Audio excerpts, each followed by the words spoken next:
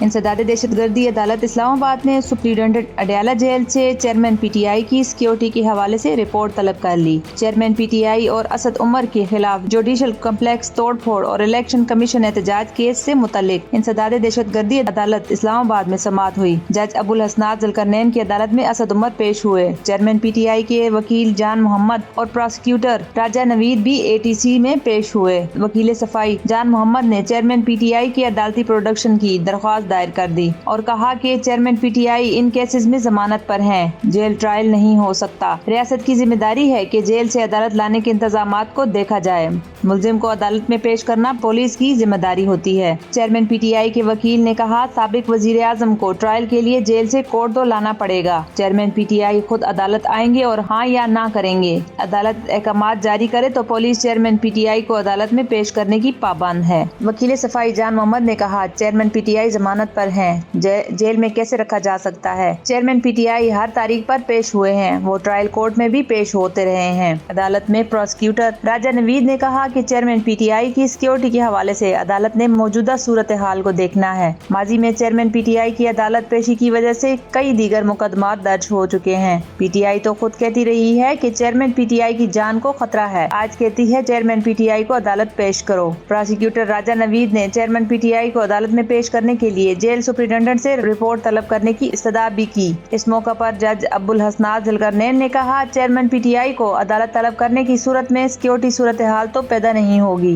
عدالت نے superintendent Adiala jail سے چیئرمین پی ٹی آئی کی سیکیورٹی کے حوالے سے رپورٹ طلب کرتے ہوئے ہدایت دی کہ سپرنٹنڈنٹ جیل وزارت داخلہ سے مشاورات کر کے رپورٹ پیش کریں۔ اے ٹی سی کے جج ابو الحسنات ذوالقرنین نے سپرنٹنڈنٹ اڈیالہ جیل سے 24 اکتوبر تک رپورٹ طلب کر لی۔ اسلام آباد ہائی کورٹ نے chairman Pakistan Tehreek Insaf P T I کی سائفر کیس کا ٹرائل روکنے اور اخراج مقدمہ کی درخواستیں یکجا کر دیں۔ چیف جسٹس اسلام آباد ہائی کورٹ جسٹس عامر فاروق نے چیئرمین پی ٹی آئی کی جانب سے سائفر کیس ختم کرنے اور ٹرائل روکنے سے متعلق درخواست پر سماعت کی۔ کیس کی سماعت شروع ہوئی تو چیئرمین پی ٹی آئی کے وکیل لطیف کھوسہ روسٹرم پر آ گئے۔ وکیل لطیف کھوسہ نے دلائل دیتے ہوئے موقف اپنایا کہ سائفر کیس ٹرائل کورٹ میں کارروائی روکنے اور فرد جرم عائد کرنے کے فیصلے کے خلاف درخواست ہے۔ معاملہ ہائی کورٹ میں چل رہا ہے اور فیصلہ محفوظ ہے۔ لاہور ہائی کورٹ نے بھی ایف آئی اے کے ایک کیس میں حکم امتناعی جاری کیا ہوا ہے۔ لطیف کھوسہ نے کہا کہ ہم نے بار بار کہا جلدی نہ کی جائے، معاملہ ہائی کورٹ میں چل رہا ہے، ہمیں آفیشل سیکرٹ ایکٹ سے متعلق کافی کنسرن ہے، کون سی سیکیورٹی کو خطرہ ہوا یا سیکریسی لیک ہوئی۔ بھٹو صاحب نے بھی راجہ بازار میں تقریر میں ایسے ہی بتایا تھا کہ کیا ہوا،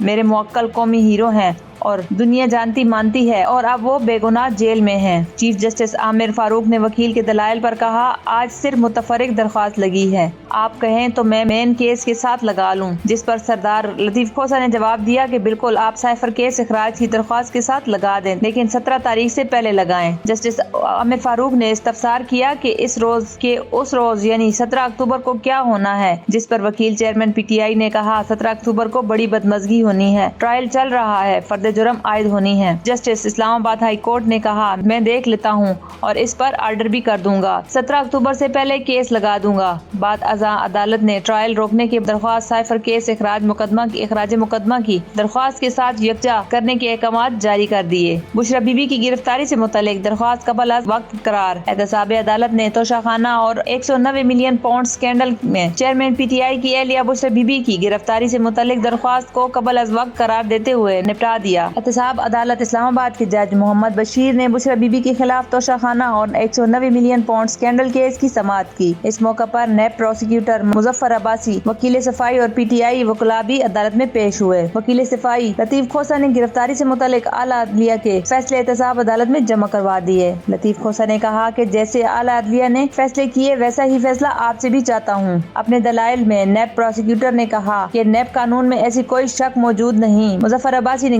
گرفتاری سے متعلق آصف علی زرداری کیس کا حوالہ دیتے ہوئے کہا کہ کہیں نہیں لکھا کہ ملزم کو گرفتاری کے حوالے سے آگاہ کیا جائے۔ نیب پروسیکیوٹر کا کہنا تھا کہ جس کا حوالہ وکیل لطیف کھوسہ نے دیا اس کو میری عدالتی حوالے نے غلط قرار دیا۔ اس پر لطیف کھوسہ نے کہا کہ گرفتاری پر نیب کو چھپن چھپائی نہیں کھیلنی چاہیے، اگر گرفتاری مطلوب نہیں تو بشرا بی بی کی ضمانت کنفرم کر دیں، سابق خاتون اول تو ہر قانونی حق استعمال کر سکتی ہیں۔ نیب پروسیکیوٹر کا کہنا تھا کہ درخواست قبل از گرفتاری پہلے سے خدشے کا اظہار ہے، لہٰذا آج بھی کہہ رہے ہیں بشریٰ بی بی کی گرفتاری مطلوب نہیں ہے۔ احتساب عدالت نے فریقین کے دلائل سننے کے بعد گرفتاری سے قبل بشریٰ بی بی کو آگاہ کرنے اور ان کی گرفتاری کے نقطے پر فیصلہ محفوظ کر لیا۔ بعد ازاں عدالت نے محفوظ فیصلہ سناتے ہوئے بشریٰ بی بی کی گرفتاری سے پہلے آگاہ کرنے کی درخواست نمٹا دی۔ احتساب عدالت کے جج محمد بشیر نے کہا کہ نیب کو بشریٰ بی بی کی گرفتاری مطلوب نہیں۔ نیب گرفتاری سے قبل ملزم کو آگاہ کرنے کا پابند نہیں۔